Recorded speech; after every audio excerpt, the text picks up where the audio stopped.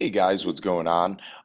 This is our first video of the year where we are going to take a look at how pendulums work and what affects a pendulum, really the period of a pendulum, how long it takes the pendulum to go really from one side to the other, a back and forth motion. So, few things we can do here in this simulation. We can measure the length of our pendulum. Okay, so just like in class, we can measure from the top to the bottom of our pendulum. We can move our pendulum up and down by changing the length here. So as you can see here, it says 2 meters. And then if you look, we are at 200 centimeters, which is 2 meters. Remember, there's 100 centimeters in 1 meter. A few other things we can do. If you look over here, we can, like you just saw, we can adjust the length. We can make it shorter. We can make it longer, and we'll run through some examples to see how that affects the period of the pendulum. And then we can also change the mass. We can increase, we can decrease. So again, we'll run a few different uh, masses to see how does the period of a pendulum get affected by changing the mass. What else we can do is we can start our pendulum at different angles or different amplitudes, really, and then it'll go back and forth for us. You can see here I can pause and reset in any way I want. So our pendulums in the classroom, we've pretty much been running from that 30-degree mark, or an amplitude of 30. And then here we can change friction. We can add friction. We can take it away. For now, we're going to go with no friction. And then we can also change the gravity in our simulation overall. Okay, so the first thing we'll do, I'll reset here. I will bring our pendulum to about 1 meter in length.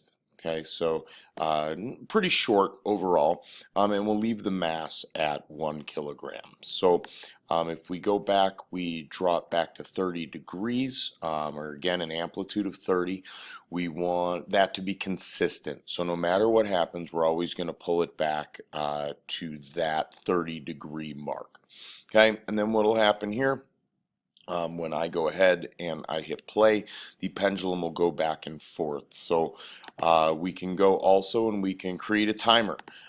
So here I've got it paused, but as soon as I hit play, it will count down. So we'll do it like we did in class, where we'll look for 10 seconds and see how many rotations we get in 10 seconds. So here we go. Let's give it a shot and see what we get for our first run of 1 meter and 1 kilogram. So, and go. 1 rotation, 2, 3, 4, 5.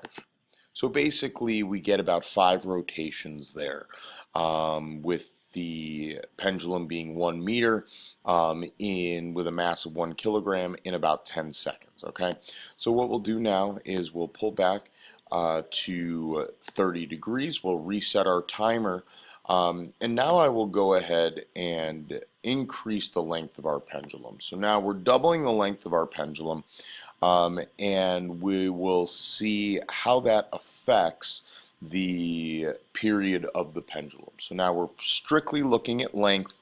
How does the length affect the period of the pendulum?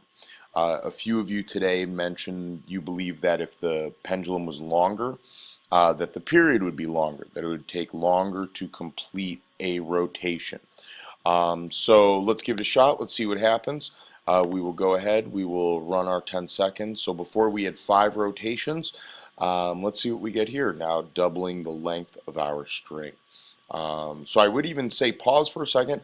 Take a nice guess. Do you think it's going to increase the period? Do you think it's going to get shorter? Move a little faster? Will it stay the same? Those are generally our options. So on the count of 3, 1, 2, 3, and go.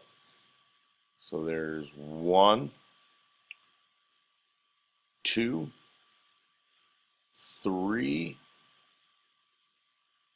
And really, you got about 3.5 rotations there with a longer pendulum. So there we see, and I don't know about you, but I definitely felt like the pendulum was moving a little slower. So now we'll do one more test with length. We will shorten the pendulum to half of 1 meter, and we'll see how the period is affected by making the pendulum shorter. Okay, so again, we are at 30 degrees, so we're good to go. Our mass is the same. Our length is now 0.5 meters, 1/2 of a meter. And 1, 2, 3, go. 1, 2, 3, 4, 5, 6, 7. So really about 7 full rotations with the shorter pendulum. So as we saw earlier, or at least some of us believed it would be, someone mentioned how in Donkey Kong, when you shorten the rope, that the overall period gets shorter. You recognize playing video games that the the shorter the rope, the quicker the swing. So as we saw now, the original at 1 meter long was 5 rotations. The longer pendulum was around 3 rotations, and the shorter pendulum gave us about 7 rotations. So there's no question that the shorter the pendulum, the faster it rotates back and forth. Okay, so there we've looked at length. So now we know that length unquestionably affects the period of the pendulum. So now let's do a couple different masses just to check. So we will use our control variable as the length of our pendulum. We will leave it at 1 meter and change the masses as we go. So we already know that at 1 kilogram and 1 meter, we get 5 rotations. So now we can go ahead and give it a shot where we increase the mass to 2 kilograms. So we're doubling the mass of the pendulum. Let's see how that affects the period of the pendulum, uh, or if at all. Will it affect the period of the pendulum? Is kind of the question. So ask yourself, will it affect the period of the pendulum? Here we go. 1, 2, 3. 1, 2, 3, 4, 5. So 5 rotations. So the first time we did it, on our very first trial, we were at 1 kilogram mass, 1 meter length, and we had 5 rotations. So now we've doubled the mass, and we still got 5 rotations. So what is that telling us about mass and the period of the pendulum? Is there a relationship? Does one affect the other? Let's give it one more shot, and this time let's decrease our mass to about 0.5 kilograms. Okay, so half a kilogram. It's 1/2 of what we originally started with, and let's give it a shot here. What do you think's going to happen is really the big question. So let's see what happens. Here we go. And 1, 2, 3, go. 1 rotation, 2 rotations, 3, 4, and 5. Right at 10 seconds. So again, 5 rotations with a 0.5 kilogram mass. So what is that telling you about the period of the pendulum? How is it related to the mass of the pendulum? I would tell you, so we ran it with 1 kilogram, 2 kilograms, and then half of a kilogram, and we got 5 rotations each time. So I think it would be fair to assume that the mass, changing mass, does not affect the period of the pendulum. But changing length does appear to affect the period of the pendulum. So that is really at this point what we need to know in regards to pendulums. One other thing that we can talk about as well, let's say we change the gravity. We've now moved our pendulum onto Jupiter, where Jupiter has a very high gravity. On Earth, gravity is 9.8 meters per second squared. On Jupiter, gravity is about 36 meters per second squared. So just a really quick example. By increasing the gravity, moving our pendulum to Jupiter, what is going to happen here? Shall we find out? What do you think is going to happen? Is it going to be faster? Is it going to be slower? Is it going to be the same speed? Answer it, and let's see. 1, 2, 3, go. 1, 2, 3, 4, 5, 6, 7, 8. So really you got about 8 turns, 8 rotations by moving it to Jupiter where the gravity is higher. So what does that tell you about gravity and pendulums? Does gravity affect the pendulum? It definitely affects the pendulum.